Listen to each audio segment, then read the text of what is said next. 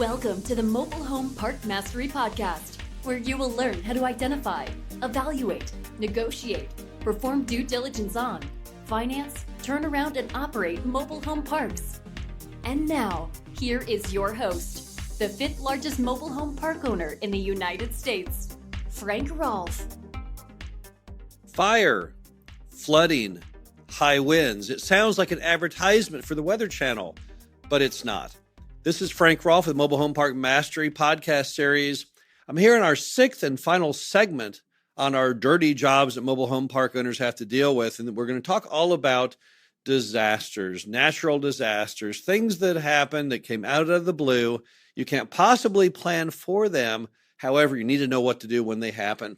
So we're going to break this down into 5 different categories of things that can happen that you don't want to have happen but could. The first one's simple. Power outage. What can cause it? Many things can cause a power outage. You've been watching it in the news. Those hurricanes up in South Carolina, or maybe it's a tornado somewhere else, or maybe it's just the fact that the power grid went down. What happens when the power goes out in the mobile home park? Well, this one is simple because typically nothing happens when the power goes out in a mobile home park. People lose their electricity. It's not your fault. You didn't cause it. And when they get the power company thing fixed, they turn it right back on. But there's one type of park you have to be aware that you have to do something different on. And that is if your park has what's called a lift station.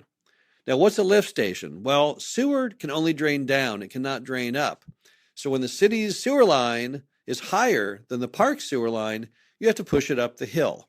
And the device that pushes it up the hill is called the lift station.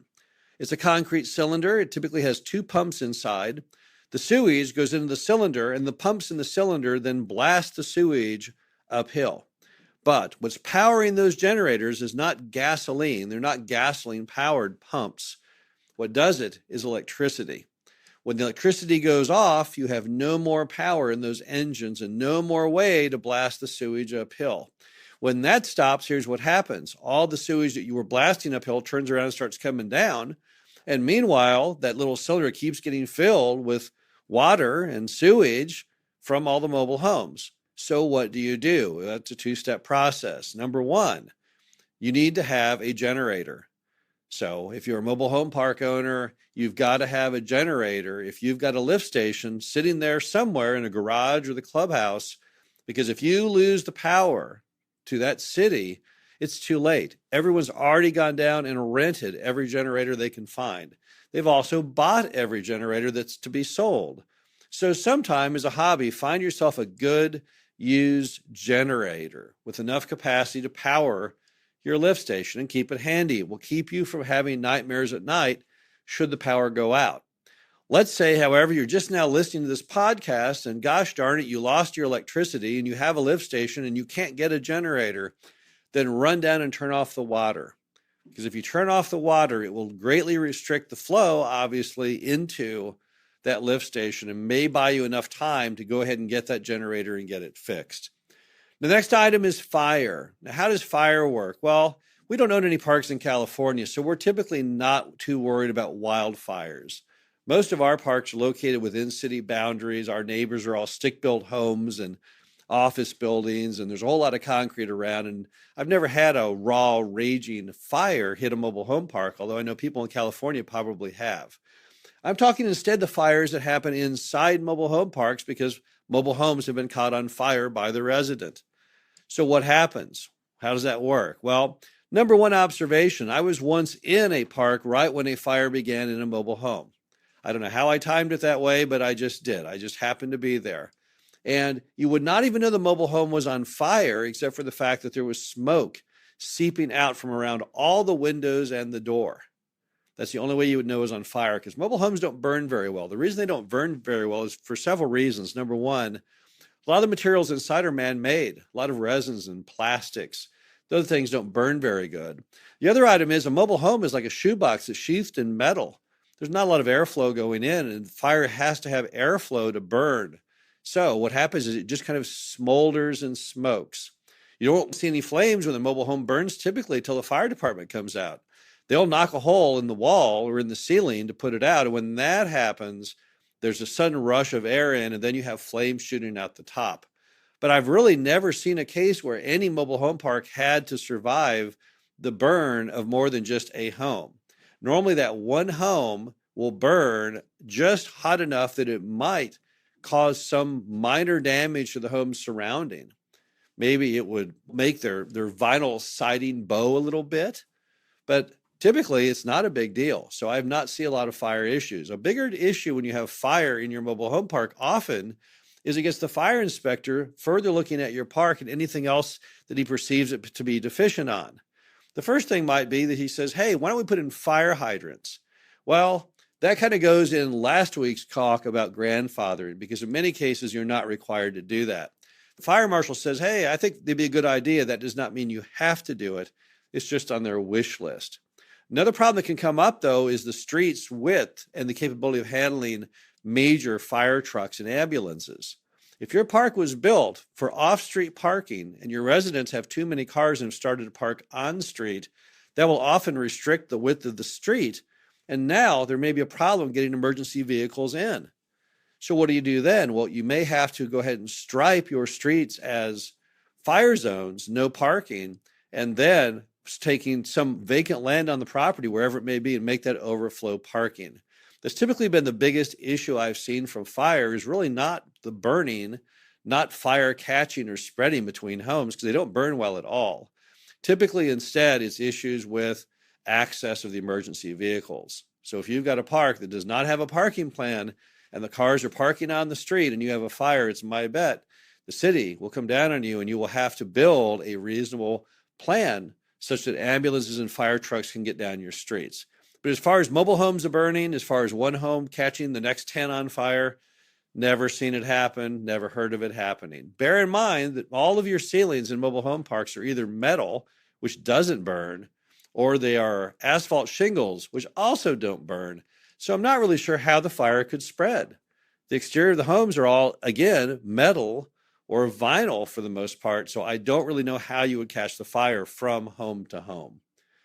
Now, the third one is non-hurricane flooding, just regular old flooding. Maybe there's a lot of rain that happened upstream, like right now in Austin. There's a lot of flooding going on because it rained a lot in Texas, and it's all flowing downstream, and now it's going into Austin. So how do you deal with that dirty job? How do you deal with flooding? Well, here's the good news. Mobile home parks have an advantage on almost everybody in the whole city, and that's that the mobile homes are already up on stilts. Our typical mobile home is about 3 feet off the ground, and that gives it a 3-foot head start over that stick-built home next door that's right on the ground. So we actually deal with flooding pretty well. However, there's something you need to know. Anytime you buy a mobile home park in a flood zone, look up and see what's called the base flood elevation is, also known as the BFE. Because what you have to make sure is that in a normal flooding event, that the water does not rise to the bottom of the floor of the home. Because if it does that, the home will be destroyed. So what you have to have happen is you've got to have where the BFE is significantly lower than the floor of the home in order to be happy. As long as that meets the criteria, though, typically you will do okay in normal flooding. Back in Hurricane Harvey and the gigantic rains that happened there, we owned some parks in Houston. We still own them today. And the water, although the highest in recorded history, and we were even there downstream of where that one dam broke, we had not one home damaged because we were the lucky folks that were 3 feet off the ground. But all the surrounding stick built and the first floor of the multifamily got wiped out. So again, mobile homes and flooding, although a dirty event, is not always the end of the movie. Now, what will happen? Your skirting will be, in many cases, destroyed. Not all of it, but certain portions will be washed away. So wherever when the water hits that mobile home as the roaring rapids, it finds the weakest point in the skirting and blows through that. Then it blows through the other side's weakest spot. So all your skirting won't come down. The weakest sections will relieve the pressure. Now let's move on to tornadoes. This is something we know very well because we've had parks directly hit by tornadoes. We've had entire parks wiped out, and we've also had park sections damaged.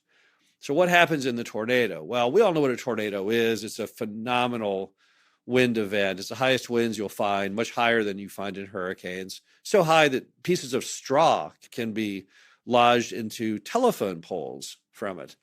However, what happens is they're not typically large-scale events.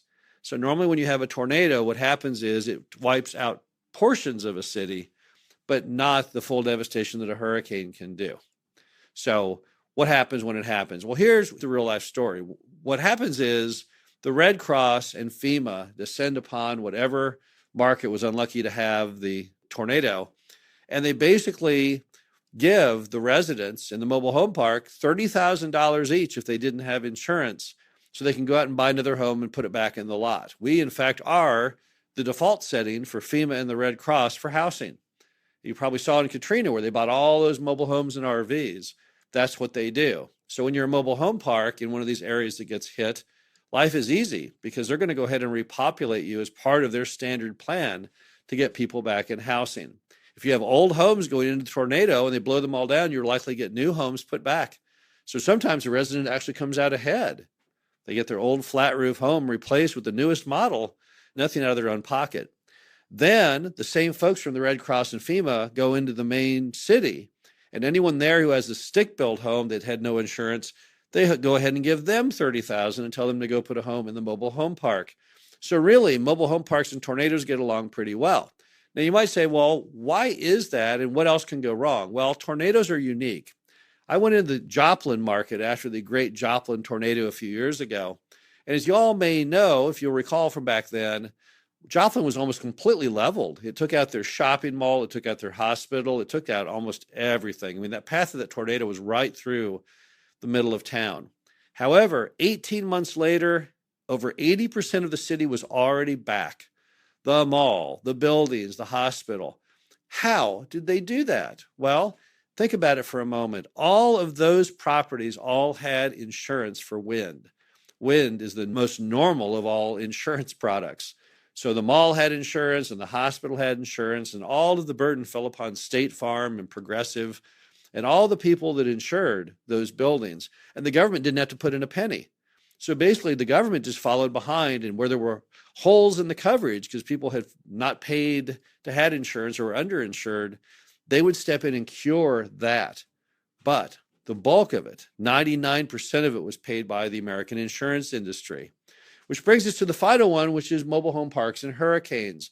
Not as happy a relationship. Here's the deal. When you have a hurricane, almost nothing that happens is insured because most of what happens is flooding. So let's just take Hurricane Harvey as an example. Hurricane Harvey had $200 billion of damage, but only $20 billion was insured.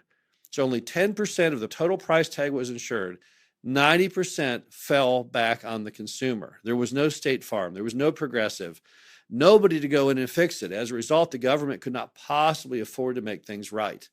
You recall the government had huge arguments, lots of debate in Congress over allocating the first $10 billion of cost to help, but that's still $170 billion short.